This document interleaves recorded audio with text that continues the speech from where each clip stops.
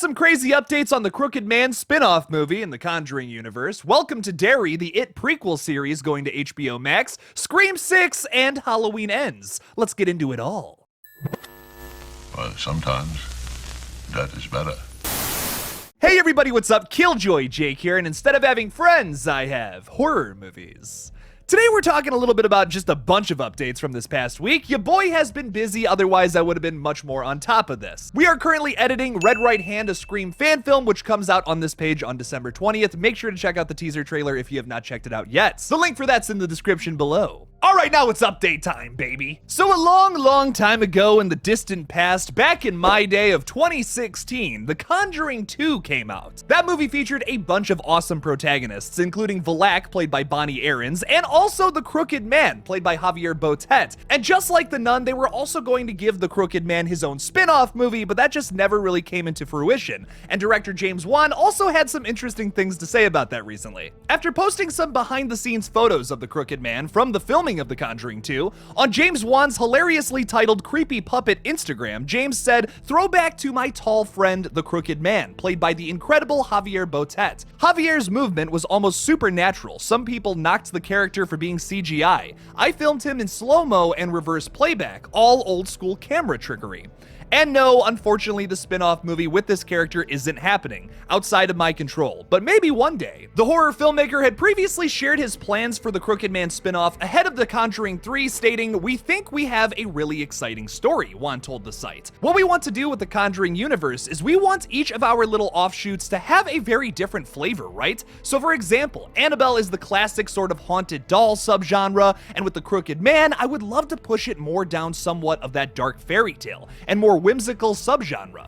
I love the idea that within the Conjuring universe, each of our little movies all have their own flavors, so that way they don't feel like they're the same films." This is of course upsetting for some Conjuring fans who have been looking forward to this movie for a very long time. I remember hearing little rumblings about this specific movie for a long time, going all the way back to 2016, like I said. Back in my day, because I'm such an old timer. But no worries, Conjuring fans, we still have to look forward to The Nun 2 and The Conjuring 4, which are currently in development. In fact, The Nun 2 is filming right now, and there's probably a big updates on that I'm just not covering because I don't have time. Time, what a sweet, sweet, delicious commodity. But now talking about a horror villain who is going to the small screen, or well, the streaming screen, I guess I should say, Pennywise the Clown in Welcome to Derry, the new It prequel series that is coming to HBO Max. We just got ourselves a big ol' update on that. As we learned earlier this year, HBO Max is now developing a series titled Welcome to Derry, which will serve as a prequel to the two Stephen King movies from Andy Muschietti. Variety reported back in March the series will begin in the 1960s, in the time leading up to the events of It Part 1, the 2017 film based on the Stephen King horror novel. The story is also said to include the origin story of Pennywise the Clown. Now, not only are Andy and Barbara Muschietti involved with this project, we learned that a little while back, but now we also have some other co-showrunners involved with the project. Variety also reports that Jason Fuchs and Brad Caleb Kane will serve as co-showrunners. They also noted that HBO Max has given the show a series production commitment. The most interesting thing about this update, though, is that Andy Muschietti, the director of those other two films that came out in 2017 and 2019 respectively, may be rumored to direct the first episode, which would be pretty dang cool. I think it would be really cool if Andy came back just to direct that pilot episode. That would be a lot of fun. There's still no confirmation if Bill Skarsgård will be returning as the iconic character though, which I think would be a massive misfire. I don't really know why they would even do the show without him, I'm gonna be completely honest, so fingers crossed that happens. He was fucking awesome in the John Wick 4 trailer that came out today, let me tell you. Leave me something in the comments below if you want me to cover that as well. But now let's talk a little bit about our Halloween zaddy, Corey Cunningham, who just made $100 million at the box office, to literally no one's surprise. Wow, a movie with Halloween in the title made $100 million.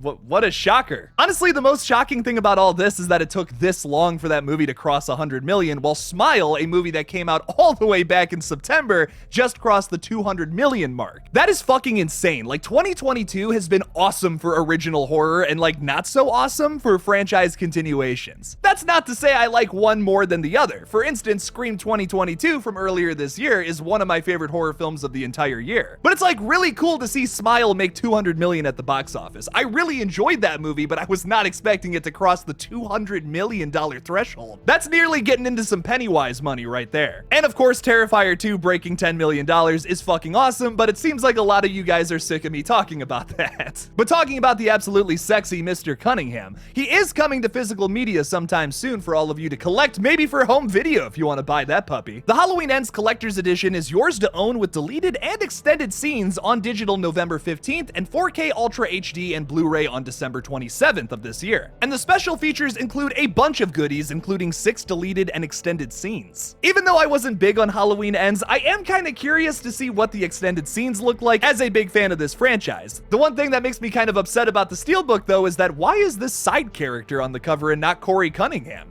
I wonder why they would do that. Alright, but let's talk about our good pal Ghosty right here, because we got some interesting new information from Jenna Ortega, one of the leads in this new movie. As we just learned, Ghostface and the gang are coming back on March 10th now, opposed to the March 31st original release date. Paramount just swapped up some of its releases, and I talked about why that actually may be a bad thing for Scream 6 in this video up here. But speaking with ET Online this week, Ortega kind of teases what to expect in Scream 6, and also how this film will handle Sidney Prescott's absence, because last we learned, Nev Campbell will not be attached to this project. Talking about Sidney Prescott, Ortega tells the outlet, I feel like I can't really speak too much on that just because it's not necessarily my character. But I will say there's so much going on in this next one that it's so action heavy and so gore heavy that I think you're gonna be distracted almost. She continues saying, but it's very clear, like there's references to Sidney, of course. You know, it's nice because there's still a protectiveness in this script, and that's something that the actors had naturally over her, because obviously we respect her and we want the best for her. She's missed and thought of. Now there's a lot to talk about and unpack there. So first of all, Jenna Ortega had previously said some things on the red carpet about how this movie is much more gore heavy and action packed, way more than any of the other sequels, which I think is really fascinating and is exactly what this franchise needs. I love the Scream films just as much as the next guy, but I've always felt like they were a little tame, so to see them kind of cross into some crazier territory with some bloodier, gorier kills would be pretty interesting to me. This is the 6th installment in the franchise anyways. They gotta start up in the ante a little bit, or I think it's gonna lose some fans. Like I said earlier, I love Scream 2022, but the formula is pretty much the same thing as all of the other movies, so I would love especially for them to play with that. But I'm not gonna be complaining about some gore-heavy sequences, let me tell you. The other thing I find really interesting is that she says you'll almost be distracted by all of the gore and action-packed sequences, opposed to focusing on Sidney Prescott, which I don't think I could agree with more. This is probably a controversial take, but the more I watch Scream 2022, the more I just feel like Sidney Prescott was shoehorned into that movie. I mean, the writers have even said that they had to kill Dewey to bring them back. That was the only way they could bring Sidney and Gale back into the equation. So like, what kind of outlandish thing would they have had to have done for Scream 6 to bring them back into the madness this time around, especially in a city where Sidney Prescott doesn't even live? It makes sense for Gale Weathers to be there since her morning show is filmed there, and well, she probably lives there too now. As much as I am going to miss Sidney in this film, I feel like this gives the writers a lot more leeway to do more with our new characters, opposed to trying to write something for some of the older characters. Jenna also talks about how this script is very protective of the character of Sidney Prescott. Something else I was worried about with Scream 6 is that maybe they would just like kill her off screen or something awful like that,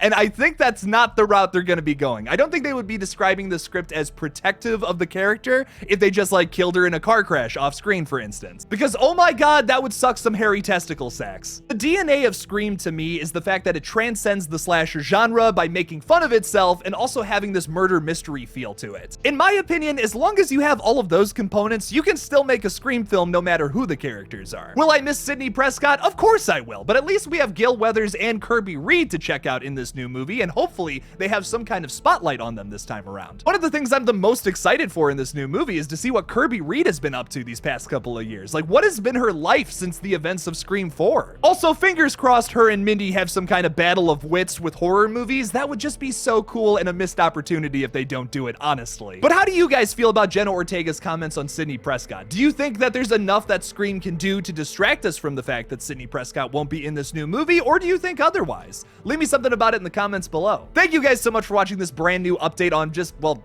everything I talked about. It was a lot, and I don't feel like repeating myself. Fight me. Don't forget to like this video, subscribe, support me on Patreon, and most importantly, check out the Red Right Hand teaser trailer. And make sure to share that puppy around, because if I just keep sharing it, people are gonna be like, God, this guy's really fucking full of himself. So check it out. Do it. The link's in the description below. Please watch our movie. We're working really hard on it. I haven't slept in like 3 days. Thank you guys for watching again, and as always, don't forget to kill it out there, y'all.